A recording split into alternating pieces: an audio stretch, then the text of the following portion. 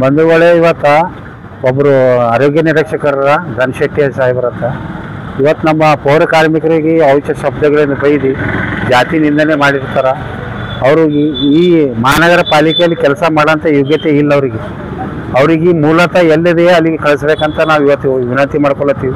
ಮಾನ್ಯ ಮಹಾಪೌರರಿಗೆ ಮತ್ತು ಮಾನ್ಯ ಆಯುಕ್ತರಿಗೆ ಮತ್ತು ಉಪಮಹಾಪೌರರಿಗೆ ಮತ್ತು ಎಲ್ಲ ನಮ್ಮ ಸಂಬಂಧಪಟ್ಟಂಥ ಸದಸ್ಯರಿಗೆ ಹೇಳೋದೇನೆಂದರೆ ಇಲ್ಲಿಗೆ ಮಹಾನಗರ ಪಾಲಿಕೆನ ಅವ್ರಿಗೆ ವಜಾ ಮಾಡಬೇಕು, ಇಲ್ಲಿದ್ದು ರಿಲೀವ್ ಮಾಡಬೇಕು, ಅವ್ರಿಗೆ ಬೇರೆ ಕಡೆ ವರ್ಗಾವಣೆ ಮಾಡಬೇಕು. ಇಲ್ಲವಾದ ಉಗ್ರವಾದ ಹೋರಾಟ ಆಗ್ತವೆ ಅಂತೇಳಿ ನಾನು ಹೇಳಕ್ಕೆ ಇಷ್ಟಪಡ್ತೀನಿ. ಸರ್, ಇವರು ಹಿಂಗೆ ಮಾಡ್ಲಾಗ್ತಾರಂದ್ರೆ ಮತ್ತೆ ಒಂದು ಕೆಟ್ಟ ಹುಳ ಇತ್ತಂದ್ರೆ ಎಲ್ಲ ಕಡೆ ಮತ್ತೆ ಅವೇ ಚಾಲು ಆಗ್ತಾವೆ. ಅವನಿಗೇನು ಅನ್ನಾಗಲ್ಲ, ನಮಗೆ ಯಾಕೆ ಇಲ್ಲ, ಹಿಂಗೆ ಎಲ್ಲರೂ ಚಾಲು ಮಾಡ್ತಾರೆ. ಅದಕ್ಕಾಗಿ ನಾವು ಒಂದು ಹುಳ ತೆಗೆದು ಹೊಟ್ಟಾಗಿದ್ದೇವೆ ಅಂದ್ರೆ ಮತ್ತೆ ಇಂಥ ಹುಳಗಳು ಬರಲ್ಲ ಇಲ್ಲಿ ಮಹಾನಗರ ಪಾಲಿಕೆ ಒಳಗೆ. ಅದಕ್ಕಾಗಿ ಈ ಹುಳ ಕೆಡಬಾರ್ದು ಅಂತೇಳಿ ನಾವು ಅವ್ರಿಗೆ ಒತ್ತಾಯ ಮಾಡ್ಲತ್ತೀವಿ. ಇವ್ನಿಗೆ ಇಮಿಡಿಯೇಟ್ಲಿ ಇಲ್ಲಿದೆ ವಜಾ ಮಾಡ್ಬೇಕಂತೇಳಿ ನಮ್ಮ ಬೇಡಿಕೆ ಅದು.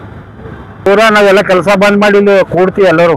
ಅವ್ರಿಗೆ ವಜಾ ಮಾಡತ್ತಾನ ನಾವು ಇಲ್ಲಿ ಎದ್ದೋಗಲ್ಲ, ನಮ್ಮ ಹೋರಾಟ ನಿಂದ್ರಲ್ಲ, ಹಿಂಗೆ ಮುಂದುವರಿತದೆ. ನಾವು ಸರ್ 1 ಲಕ್ಷ ರೂಪಾಯಿ ಅಡ್ವಾನ್ಸ್ ಕೊಟ್ಟಿರಿ. ಆಯಿತು, ಪೈಲ ಅವರು ಟ್ಯಾಕ್ಟ್ರು ಇದ್ದೀವಿ ರೀ ಪ್ರೈವೇಟ್.